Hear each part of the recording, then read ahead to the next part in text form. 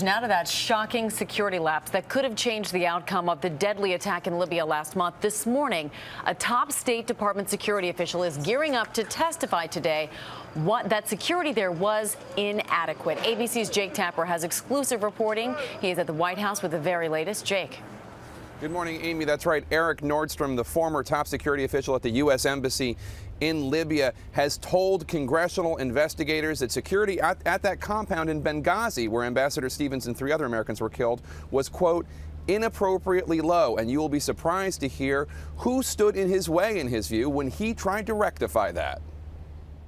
ABC News has learned that although Eric Nordstrom and the commander of an American security team also in Libya had heard that foreign fighters were flowing across the Egyptian border, State Department officials seemed oblivious to the Benghazi consulate's vulnerability. Nordstrom told investigators he was worried. A local Libyan security brigade in Benghazi consisted mostly of merchants and shopkeepers and had received no pay in months, other than a daily $30 stipend for food from the embassy. I had no idea if they would respond to an attack, Nordstrom told investigators.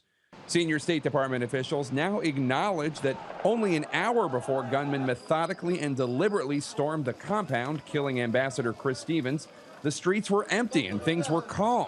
A direct contradiction to earlier statements made by administration officials claiming the trouble began with demonstrations against that anti-Muslim video. A small number of people came to the consulate to replicate the sort of challenge that was posed in Cairo. And then as that unfolded, it seems to have been hijacked, let us say, by some individual clusters of extremists. Nordstrom now tells investigators he had been concerned for a while, and that even though he had security personnel in Tripoli, the State Department would not give him permission to deploy them to Benghazi.